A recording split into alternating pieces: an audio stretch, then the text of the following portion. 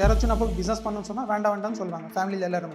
But still இருந்தாலும் எனக்கு business பண்ணி தான் ஆகணும் அப்படின்னு சொல்லி ஒரு ட்ரீம் இருந்துச்சு. பிஸ்னஸ் ஆனால் நீங்கள் ஸ்டார்ட் பண்ணி விட்டால் அமௌண்ட் வராது, சேல்னா அமௌண்ட் வராது. So there are other departments you need to take care. நீங்கள் தான் ஆப்பர்ச்சுனிட்டி கிரியேட் பண்ணிக்கணும். பிகாஸ் எல்லாருக்கும் டைம் வராது, நீங்கள் தான் டைம் செட் பண்ணிக்கணும். ஸோ -20 lakh இருந்த பேலன்ஸ் இப்போ எங்களோட டர்ன் வந்து 25 CR. ஸோ 3 பேரால் நாங்கள் ஸ்டார்ட் பண்ணோம். யாருக்குமே ஃபுட் பேக்ரவுண்ட் இல்லை. இப்போ எங்களோட டீம் சைஸ் வந்து 300++ல இருக்கும். 10 வருஷம் கழிச்சு நீங்கள் பார்த்தீங்கன்னா நீங்கள் என்னென்ன திங்க் பண்ணீங்களோ அந்த மாதிரி பிஸ்னஸ் 100 பேர் பண்ணியிருப்பாங்க. அப்போ நீங்கள் ஃபீல் பண்ணுவீங்க, ஆல்ரெடி நான் இந்த மாதிரி பிஸ்னஸ் திங்க் பண்ணேன், இந்த மாதிரி பிஸ்னஸ் திங்க் பண்ண அப்படின்னு சொல்லி நீங்கள். ஹலோ, ஒரு கம்பெனியில் மந்த்லி 1 lakh பேக்கேஜ் வாங்கிட்டு இருந்தேன். 1 lakhs பேக்கேஜ் இருந்து என்னோட ட்ரீம்க்காக ஒரு கம்பெனி ஸ்டார்ட் பண்ணேன். அப்படியே அது -20 lakh ஆகிடுச்சு சடனாக. -20 lakhன்றது ஒரு மிடில் கிளாஸ் ஃபேமிலிக்கு ரொம்ப பெரிய அமௌண்ட்டு. -20 lakhலேருந்து இப்போ வந்து என்னோட கம்பெனி டர்ன் ஓவர் வந்து 25 CR. ஸோ -20 lakhலேருந்து 25 CR இந்த ஸ்பேன் ஆஃப் 4 yearsல நான் அச்சீவ் பண்ணேன். அது எப்படி அச்சீவ் பண்ணேன் அதை பற்றி தான் இப்போ பேச போகிறேன். என் பேர் அபிலாஷ். பிகிஸ் பர்கர் பிராண்டோட ஒன் ஆஃப் த ஃபவுண்டராக இருக்கேன். ஸோ பிகிஸ் பர்கர் நான் எப்படி ஸ்டார்ட் பண்ணேன், எங்கே ஸ்டார்ட் பண்ணேன், ஸ்டார்ட் பண்ணுறதுக்கு முன்னாடி எந்த மாதிரியெல்லாம் நான் சேலஞ்சஸ் ஃபேஸ் பண்ணேன், ப்ரொஃபஷனல் சேலஞ்சஸ், பர்சனல் சேலஞ்சஸ் எந்த மாதிரியெல்லாம் நான் ஃபேஸ் பண்ணேன், அதை பற்றி தான் இப்போ நான் கம்ப்ளீட்டாக டீட்டெயிலாக நான் சொல்ல போகிறேன். டு ஸ்டார்ட் வித், ஸோ நான் வந்து கிருஷ்ணகிரி டிஸ்ட்ரிக்ட் தலியன்னு சொல்லி ஒரு பிளேஸ் இருக்குது, அது பக்கத்தில் பெல்லூர், அந்த வில்லேஜ்லேருந்து வரேன். ஸோ ஷார்ட்டாக சொல்ல போனால் little England of India. So எல்லாரும் மாதிரி என்னோட ஸ்டோரியும், என்னோட ஃபேமிலி வந்து மிடில் கிளாஸ் ஃபேமிலி. யாருக்கும் பிஸ்னஸ் பேக்ரவுண்ட் இல்லை, பிஸ்னஸ் பண்ணணும்னு சொல்லி யாருக்கும் இஷ்டமும் இல்லை. ஸோ யாராச்சும் நான் போய் பிஸ்னஸ் பண்ணணும்னு சொன்னால் வேண்டாம்னு சொல்லுவாங்க ஃபேமிலியில் எல்லாருமே. பட் ஸ்டில் இருந்தாலும் எனக்கு பிஸ்னஸ் பண்ணி தான் ஆகணும் அப்படின்னு சொல்லி ஒரு ட்ரீம் இருந்துச்சு. ஸோ இந்த ட்ரீம் வந்து எனக்கு 11th standardல நான் படிக்கும்போது அப்போ தான் என்னோட ஃபஸ்ட் வந்து டைமு பிஸ்னஸ் பண்ணணும்னு சொல்லி ஒரு இது ஸ்டார்ட் ஆச்சு, பேஷன் ஸ்டார்ட் ஆச்சு. So 11th standard 12th standard முடிச்சிட்டேன். ஸோ 12th முடிச்ச உடனே எனக்கு ஒரு பிஸ்னஸ் ஆப்பர்ச்சுனிட்டி ஓகே ஒரு பண்ணலாம் அப்படின்னு சொல்லி நான் என்ன பண்ணேன், நீங்கள் எல்லாருமே ஆம்வே கேள்விப்பட்டிருப்பீங்க. ஸோ ஆம்வே மாதிரி தான் ஆதீஸ்வரன் சொல்லி இன்னொரு கம்பெனி இருந்துச்சு. அதில் போய் நான் ஒரு மெம்பராக ஜாயின் ஆனேன். ஸோ இன்வெஸ்ட்மெண்ட் ஒன்றும் பெருசாக இல்லை, லைக் 3-4,000 தான் ஒரு மெம்பராக ஆனேன். ஸோ ஆதீஸ்வர் அந்த கம்பெனியில் எப்படின்னா ஒரு 2 பேர் சேர்த்து விட்டா கொஞ்சம் காசு வரும், 4 பேர் சேர்த்து விட்டு இன்னொரு காசு வரும், இந்த மாதிரி செயின். ஸோ இந்த மாதிரி நிறைய கேள்விப்பட்டிருப்பேன். அந்த மாதிரி அப்போவே நான் ஜாயின் பண்ணியிருந்தேன். அதில் வந்து நான் ஜஸ்ட் ஜாயின் மட்டும்தான் ஆனால் ஒரு ஸ்கூல் பையன் எப்படி அப்ரோச் பண்ணணும்னு தெரியாது, எப்படி போய் பேசணும்னு தெரியாது, எதுவுமே தெரியாது. அதனால அதை அப்படியே விட்டுட்டேன். அது முடிச்சுட்டு காலேஜ் கம்ப்ளீட் பண்ணேன். காலேஜ் முடிச்சுட்டு அது மறுபடியும் ஒரு 2 years வேலைக்கு போனேன். 2 years வேலைக்கு போயிட்டு ஓகே ஒரு பிஸ்னஸ் பண்ணலாம், ஏன்னா எனக்கு வந்து வேலையில் சுத்தமாக இன்ட்ரெஸ்ட் இல்லை, ஒரு பிஸ்னஸ் பண்ணலான்னு சொல்லி ஒரு கார்மெண்ட் பிஸ்னஸ் பண்ணேன். எதுக்கு கார்மெண்ட் பிஸ்னஸ், நான் படித்தது எல்லாமே like apparel retail management. So அதனால் எனக்கு வந்து கார்மெண்ட்டில் எனக்கு பேஷன் இருந்துச்சு. ஸோ எனக்கு ஐடியா இருந்துச்சு. அதனால் ரெடிமேட் கார்மெண்ட்ஸ் வாங்கினேன். சின்ன சின்ன கடைக்கெல்லாம் நான் ரீட்டைல் கடைக்கெல்லாம் நான் சேல் பண்ணேன். ஃப்ரெண்ட்ஸ் கொடுத்தேன், ஃபேமிலிக்கு கொடுத்தேன். இந்த மாதிரி நல்லா போயிட்டு இருந்துச்சு. ஒரு 2 months வந்து எனக்கு அந்த பிஸ்னஸ் நல்லா பிக்கப் ஆச்சு. 2 months கழிச்சு நிறைய பேர் வந்து என்கிட்ட எஸ்பெஷலி ரீட்டைல் ஷாப்ஸ் வந்து சின்ன ரீட்டைல் ஷாப்ஸ் வந்து கிரெடிட் கேட்டாங்க. ஸ்டார்டிங் வந்து 30 days கிரெடிட் கேட்டாங்க, இன்னொரு கடை வந்து 40 days கிரெடிட் கேட்டாங்க. நான் கிரெடிட் கொடுத்தேன். அதில் வந்து கொஞ்சம் ரீட்டைல் ஷாப்ஸ் வந்து அப்படியே க்ளோஸ் பண்ணிட்டாங்க, அந்த அமௌண்ட் எனக்கு வரல. இன்னொரு கொஞ்சம் ஷாப்ஸ் வந்து அவங்க கிரெடிட் எடுத்தாங்க, பட் 30 days சொன்னவங்க 50 days பண்ணாங்க, 50 days சொன்னவங்க 60 days பண்ணாங்க. இதனால் எனக்கு அது கண்டினியூ பண்ண முடியல. ஒரு 2 lakh rupees எனக்கு லாஸ் ஆகிடுச்சு. ஸோ இப்படி இருக்கும்போது ஓகே மறுபடியும் என்னால் பிஸ்னஸ் ஸ்டார்ட் பண்ண முடியாது, ஏன்னா 2 lakhs rupeesன்றது ஒரு 12 years முன்னாடி எனக்கு அது ரொம்ப பெரிய அமௌண்ட்டு. ஸோ வீட்லேயும் எனக்கு அவ்வளோவா வேண்டான்னு சொல்லிட்டாங்க, வீட்லேயும் பயந்துட்டாங்க. ஏன்னா வந்து கிரெடிட் ஜாஸ்தி ஆகிட்டு இருந்தாலும் வேண்டான்னு சொல்லிட்டாங்க.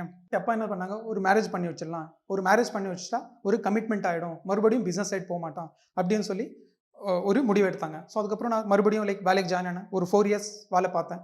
ஸோ அகைன் கம்ஃபர்டபுளான job. So 1 lakh rupees package இருந்துச்சு. ஸோ 8 years பேக்கே 1 lakh rupees பேக்கேஜ் இருந்துச்சு.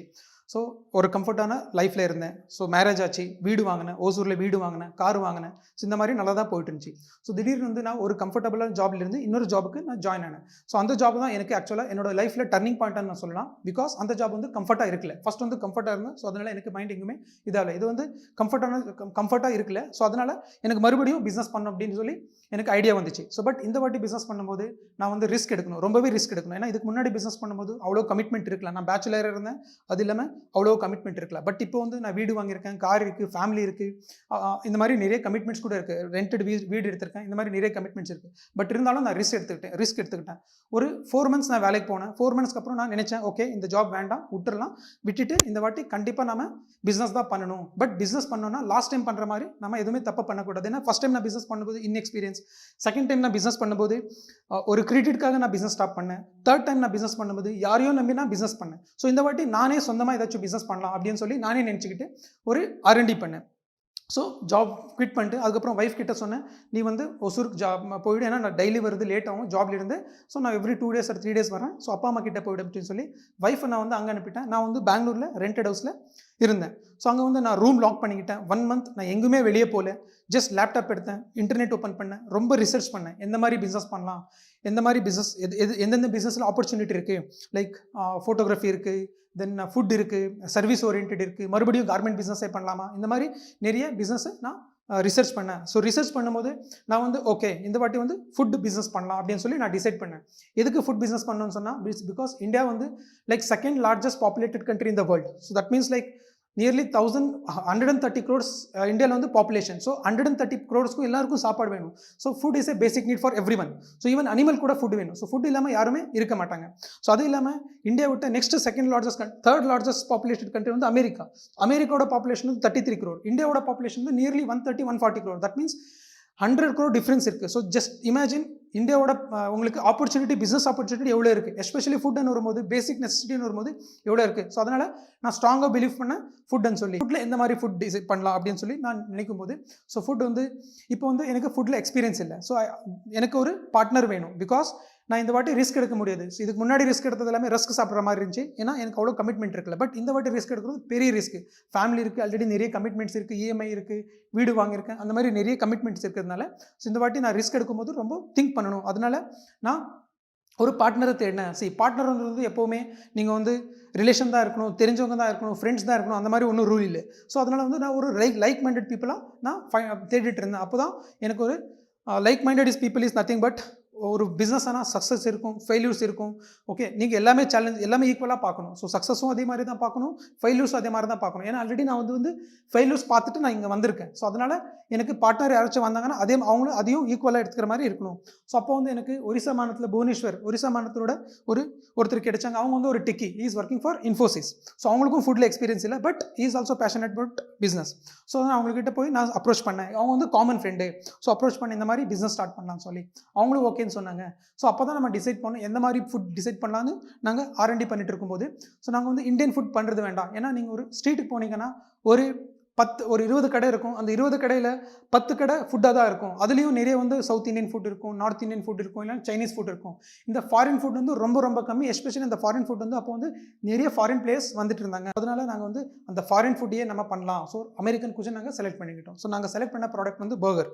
ஸோ இப்போ நாங்கள் பர்கர் ஷாப் ஸ்டார்ட் பண்ணுறது ஈஸி தான். பட் அதில் பர்கரில் எப்படி யூனிக்னஸ் கொண்டு வரலாம், ஒரு வாட் இஸ் அவர் USP, நாங்கள் ஒரு டிஃப்ரெண்ட்டான USP கிரியேட் பண்ணோம் அப்படின்னு சொல்லி நாங்கள் நினச்சோம். ஸோ அப்போ தான் நாங்கள் நினச்சோம் ஒரு ஃபாரின் குஜனில் ஒரு இண்டோனேஸ் பண்ணலாம் அப்படின்னு சொல்லி நாங்கள் டிசைட் பண்ணோம். ஸோ 2 பேருமே ஃபுட் எக்ஸ்பீரியன்ஸ் இல்லை. அவங்க வந்து IT, நான் வந்து ரீட்டைல்.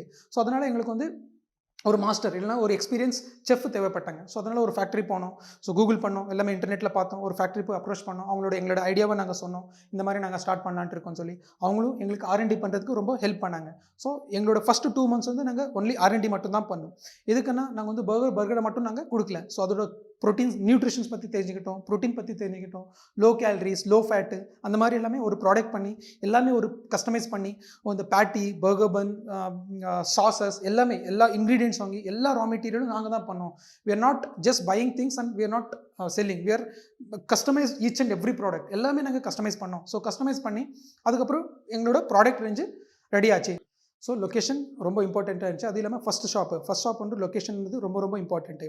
அதனால் லொக்கேஷன் பார்க்குறதுக்கு நாங்கள் ஆல்மோஸ்ட் கொஞ்சம் டைம் எடுத்துக்கிட்டோம். ஸோ ஃபைனலாக டிசைட் பண்ணோம், பெங்களூரில் எலக்ட்ரானிக் சிட்டின்னு சொல்லி ஒரு ஏரியா இருக்குது, அந்த ஏரியாவில் கடை போடலாம்னு சொல்லி டிசைட் பண்ணோம்.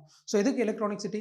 பிகாஸ் ஒரு சைடு வந்து கம்ப்ளீட்லி கார்ப்பரேட், இன்ஃபோசிஸ் இருக்குது, விப்ரோ இருக்குது, அங்கே வந்து நிறைய ட்ராவல் பண்ணியிருப்பாங்க, இன்டர்நேஷ்னல் ட்ராவல் பண்ணியிருப்பாங்க. ஏன்னா ITA பண்ணுறதுனால இன்டர்நேஷ்னல் ட்ராவல் பண்ணியிருப்பாங்க. அந்த இன்டர்நேஷ்னல் ஃபுட்டு பற்றி அவங்களுக்கு தெரிஞ்சிருக்கு. ஸோ நாங்கள் பண்ணுறது இன்டர்நேஷ்னல் ஒரு குசைனு. ஸோ அதனால் அந்த ஏரியா செலக்ட் பண்ணிக்கிட்டோம். ஒரு சைடு வந்து கம்ப்ளீட்லி கார்ப்பரேட், இன்னொரு சைடு வந்து கம்ப்ளீட்லி ரெசிடென்ஷியல். ஸோ தட் அந்த கேஷ்மெண்ட் வந்து எங்களுக்கு ரெசிடென்ஷியலையும் கிடைக்கும், அதுக்கப்புறம் கார்ப்பரேட்டும் கிடைக்கும். ஸோ அந்த ஏரியா நாங்கள் செலக்ட் பண்ணிக்கிட்டோம். ஸோ செலக்ட் பண்ணிக்கிட்டு ஒரு ஷாப் போட்டோம். ஒரு 40 square feet ஷாப், ஒரு கியாஸ் மாதிரி நாங்கள் ஸ்டார்ட் பண்ணோம். ஸ்டார்ட் பண்ணும்போது அதோட இன்வெஸ்ட்மெண்ட் வந்து ஒரு 5 to 6 lakh rupees ஆச்சு. ஸோ மறுபடியும் ஆல்ரெடி நாங்கள் R&Dக்கு ரொம்ப இன்வெஸ்ட் பண்ணியிருந்தோம். ஒரு 2-3 months R&Dலே போச்சு. அதுக்கப்புறம் ஷாப்க்கு ஒரு இன்வெஸ்ட்மெண்ட்டு. ஸோ என்னோட கார் இருந்துச்சு, கார் விற்றுட்டேன், PF எல்லாமே நான் இது பண்ணிட்டேன். ஸோ அதுக்கப்புறம் ஸ்டார்ட் பண்ணோம். ஸோ நல்லதாக போச்சு. தென் ப்ராடக்ட்டு நாங்கள் சேல் பண்ண ஸ்டார்ட் பண்ணோம். ஸோ நாங்கள் 3 பேர் ஸ்டார்ட் பண்ணோம். நானும் என்னோட பார்ட்னர், அதுக்கப்புறம் ஒரு எம்ப்ளாயி நாங்கள் அப்பாயிண்ட் பண்ணியிருந்தோம். ஸோ நாங்கள் 3 பேர் சேர்ந்து ஸ்டார்ட் பண்ணோம். ஸோ ஸ்டார்ட் பண்ணதுக்கப்புறம் 1 மாதம் போச்சு.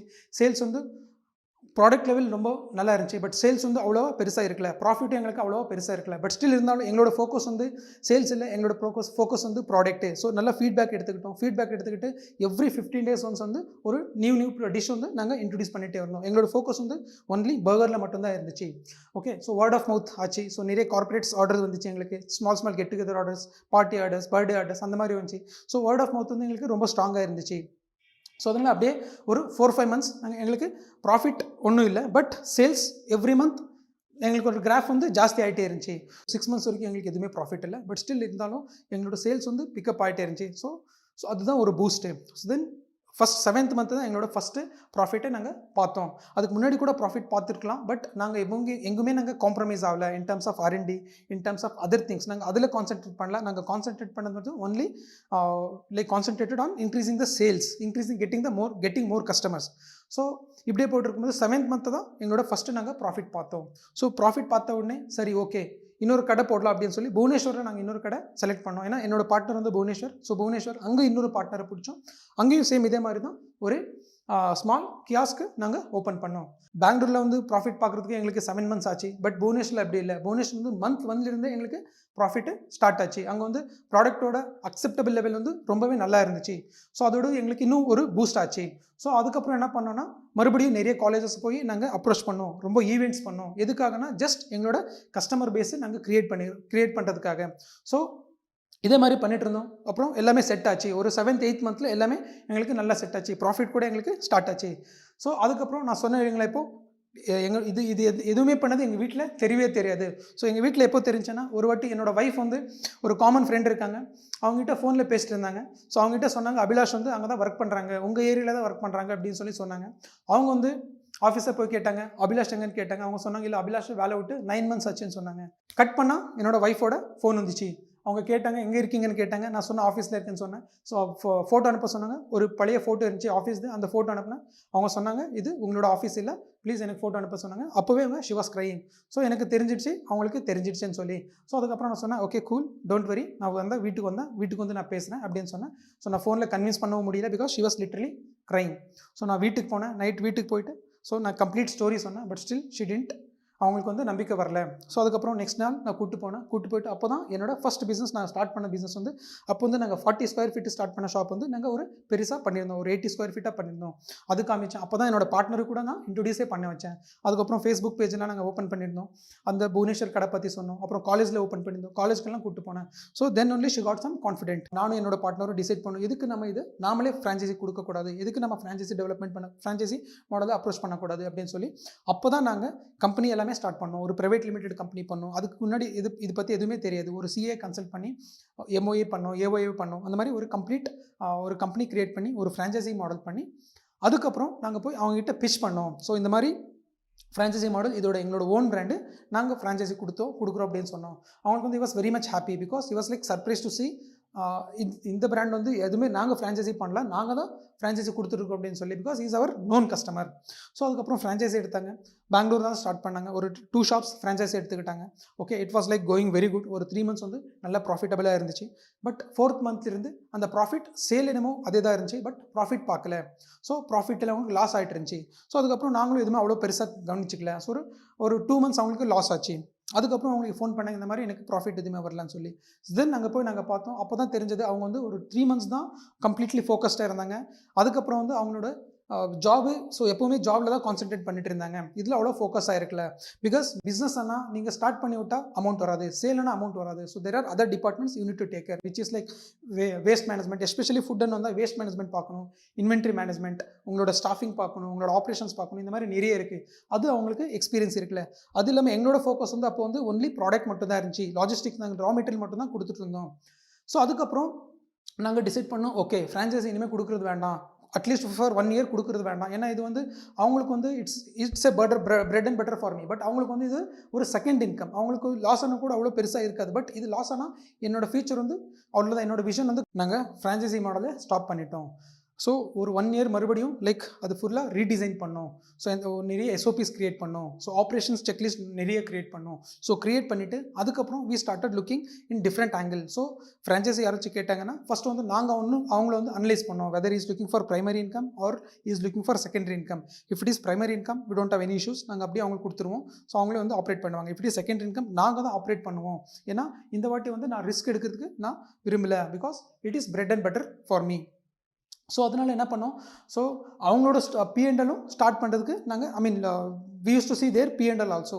ஸோ அந்த மாதிரி ஸ்டார்ட் பண்ணோம். ஸ்டார்ட் பண்ணிவிட்டு அதுக்கப்புறம் 2018 வந்து மறுபடியும் நாங்கள் ஃப்ரான்ச்சைஸி கொடுத்தோம். பெங்களூர்ல இருந்துச்சு, பெங்களூர்லேருந்து ஓசூர் ஸ்டார்ட் பண்ணேன். ஓசூர்லேருந்து ஹைதராபாத் டு புவனேஸ்வர் டு கல்கட்டா. இந்த மாதிரி லைனாக லைக் கம்ப்ளீட் ஈஸ்ட் இந்தியா நாங்கள் கவர் பண்ணோம். சவுத் இந்தியாவிலேருந்து ஈஸ்ட் இந்தியா வரைக்கும் நாங்கள் கவர் பண்ணோம். அதுக்கப்புறம் மிடில் இந்தியா இண்டோரில் கூட நாங்கள் ஸ்டோரு நாங்கள் ஸ்டார்ட் பண்ணோம். ஸோ ப்ராடக்டோட கன்சிஸ்டன்சியில் நாங்கள் ரொம்பவே ஒர்க் பண்ணோம். ஸோ நாங்கள் ஸ்டார்ட் பண்ணும்போது ஒன்லி பர்கரில் மட்டும்தான் ஸ்டார்ட் பண்ணோம். ஸோ இப்போ வந்து நாங்கள் மெனுவில் ஒன்றுனா நிறைய ஆட் பண்ணிக்கிட்டோம். So right from burger to even rice bulb கூட இப்போ நாங்கள் ரைஸ் பவுல் கூட ஸ்டார்ட் பண்ணிட்டு இருக்கோம். ஸோ சலாட் ஸ்டார்ட் பண்ணோம், ரைஸ் பவுல், பர்கர், ரேப்ஸ், அந்த மாதிரி எங்களோட மெனு சைஸ் கூட நாங்கள் பெருசு பண்ணோம். இப்போ வந்து எங்களோட அவுட்லெட் வந்து 30 அவுட்லெட் இருக்குது. இன்னொரு 11 அவுட்லெட்ஸ் வந்து பைப்லைன் இருக்குது. கோயம்புத்தூர், வைசாக், பூபால், ஸோ இந்த மாதிரி இடத்துலலாம் நாங்கள் ஸ்டார்ட் பண்ணிகிட்டு இருக்கோம். ஸோ எங்களோட ப்ரெசன்ஸ் பார்த்தீங்கன்னா T1 சிட்டிலேருந்து லைக் 2 lakh பாப்புலேஷன் இருந்து ஜார்க்கண்டில் பொக்காரோன்னு சொல்லி ஒரு இடம் இருக்குது, அங்கேயும் எங்களோட ஷாப் இருக்குது. ப்ளஸ் 2 crore இருக்கிற பாப்புலேஷன் சிட்டியில் கூட இருக்குது. ஹைதராபாத், பெங்களூர், கல்கட்டா, அங்கேயும் எங்களோட ஷாப் இருக்குது. கியோஸ்க் மாடல் இருந்தது நாங்கள் ஒரு கெஃபே மாடலாக நாங்கள் இப்போ கன்வெர்ட் பண்ணியிருக்கோம். ஸோ -20 lakh இருந்த பேலன்ஸு இப்போ எங்களோட டர்ன் ஓவர் வந்து 25 CR. ஸோ 3 பேரால் நாங்கள் ஸ்டார்ட் பண்ணோம். யாருக்குமே ஃபுட் பேக்ரவுண்ட் இல்லை. இப்போ எங்களோட டீம் சைஸ் வந்து 300+ இருக்கும். ஸோ இப்போ வந்து நாங்கள் ஆல்ரெடி ஒரு 9 states கவர் பண்ணியிருக்கோம். 30 ஷாப்ஸ் ஓப்பன் பண்ணியிருக்கோம். அது இல்லாமல் வேறு ஜஸ்ட் லைக் 11 ஷாப்ஸ் வந்து பைப்லைன் இருக்குது. கோயம்புத்தூர், வைசாக், போபால், இங்கே எல்லாமே நாங்கள் ஓப்பன் பண்ணிட்டு இருக்கோம். So again we are not stopping only in India. We are taking this brand to even overseas also, like at least South Asian countries, Sri Lanka, Singapore, Malaysia. By 2022 நாங்கள் வந்து இந்த brand வந்து ஓவர்சீஸ்க்கு கொண்டு போகலான்ட்டு இருக்கோம். So already we are in talks with some investors. So இதில் நான் என்ன சொல்ல வரேன்னா, when we started எங்களோட ட்ரீம் வந்து ஒன்லி 3 ஷாப்போட நிறுத்திக்கலான்ட்டு இருந்தோம். பட் இப்போட எங்களோட ட்ரீம் வந்து குளோபல் பிராண்டாக பண்ணலான்ட்டு இருக்கோம். ஸோ அதனால தான் ஓவர்சீஸ் கூட கொண்டு போகணும். அதுக்கு ஒரே ஒரு ரீசன் வந்து எங்கள் டீமோட ஃபோக்கஸ், டெடிகேஷன், அந்த product, consistency of the product. So யாரெல்லாம் பிஸ்னஸ் பண்ண நினைக்கிறவங்களுக்கெல்லாம் ஒரே ஒரு advice, never ever think you are late for business. Because opportunity வந்து யாருக்குமே வராது, நீங்கள் தான் ஆப்பர்ச்சுனிட்டி கிரியேட் பண்ணிக்கணும். ஸோ என்னோட ஸ்டோரியில் பார்த்தீங்கன்னா எனக்கு ஆப்பர்ச்சுனிட்டி வரல, நானே ஆப்பர்ச்சுனிட்டியை கிரியேட் பண்ணிக்கிட்டேன். ஸோ நானும் என்னோட ஃபவுண்டர்ஸ், நானும் என்னோட பார்ட்னர் சேர்ந்து, யாருமே ஃபுட் பேக்ரவுண்ட் இல்லை, பட் ஸ்டில் ஒரு ஃபுட் பிராண்டை நாங்கள் கிரியேட் பண்ணோம். எப்படி கிரியேட் பண்ணோம்? ஃபோக்கஸ் பண்ணோம், டெடிகேட் பண்ணோம், ரிசர்ச் பண்ணோம். ஸோ அதனால் ஒரு ஆப்பர்ச்சுனிட்டியை நாங்களே கிரியேட் பண்ணிக்கிட்டோம். ஸோ அதே மாதிரி தான் நீங்கள் ஏதாச்சும் ஒரு பிஸ்னஸ் பண்ணணும்னு சொன்னீங்கன்னா நீங்கள் தான் ஆப்பர்ச்சுனிட்டி கிரியேட் பண்ணிக்கணும். பிகாஸ் எல்லாருக்கும் டைம் வராது, நீங்கள் தான் டைம் செட் பண்ணிக்கணும். ஸோ நிறைய பேர் திங்க் பண்ணுவாங்க, என்கிட்ட வந்து நிறைய பேர் சொல்லுவாங்க, நான் இந்த மாதிரி பிஸ்னஸ் பண்ணணும், அந்த மாதிரி பிஸ்னஸ் பண்ணணும், டைம் ஆயிடுச்சு, ஸோ ஆல்ரெடி காம்படிஷன் நிறைய இருக்குது, அந்த மாதிரி என்கிட்ட நிறைய பேர் சொல்லுவாங்க. அவங்களுக்கெல்லாம் ஒரே ஒரு என்னோட அட்வைஸ் என்னன்னா, நீங்கள் அப்படி திங்க் பண்ணிட்டு தான் இருப்பீங்க. ஏன்னா 10 வருஷம் கழிச்சு நீங்கள் பார்த்தீங்கன்னா நீங்கள் என்னென்ன திங்க் பண்ணீங்களோ அந்த மாதிரி பிஸ்னஸ் 100 பேர் பண்ணியிருப்பாங்க. அப்போ நீங்கள் ஃபீல் பண்ணுவீங்க, ஆல்ரெடி நான் இந்த மாதிரி பிஸ்னஸ் திங்க் பண்ணேன் அப்படின்னு சொல்லி நீங்கள் நினைக்கிறீங்க. ஸோ அதனால் உங்களுக்கு எப்போ பிஸ்னஸ் பண்ணணும்னு தோணுதோ அப்போவே நீங்கள் ஃபோக்கஸ் பண்ணுங்கள், டெடிகேட் பண்ணுங்கள், நீங்கள் கண்டிப்பாக லைஃப்பில் சக்ஸஸ் ஆகலாம். இதுதான் என்னோட அட்வைஸ். தேங்க்யூ. இந்த வீடியோ உங்களுக்கு பிடித்திருந்ததுன்னா ஃப்ரெண்ட்ஸோட ஷேர் பண்ணுங்கள், கருத்துக்களை மறக்காமல் கமெண்ட்ஸில் பதிவு பண்ணுங்கள்.